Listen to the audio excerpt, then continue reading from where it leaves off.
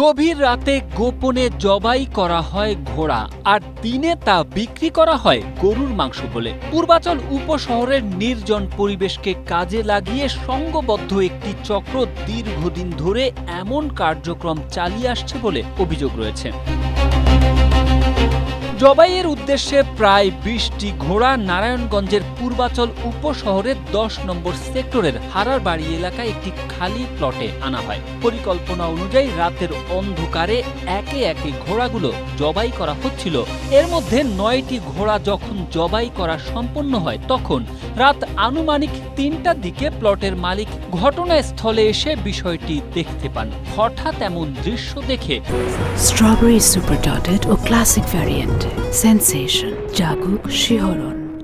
তিনি দ্রুত জাতীয় জরুরি সেবা ৯৯৯ নম্বরে ফোন দেন। পরে শুক্রবার র্যাব ১ ঘটনাস্থল থেকে জীবিত ১১টি ঘোড়া উদ্ধার ও জব্দ করেন।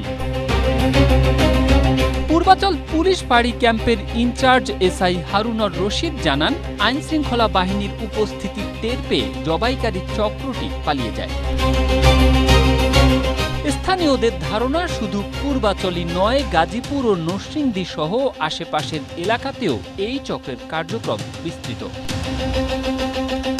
Tarique Ahmed, Asia post.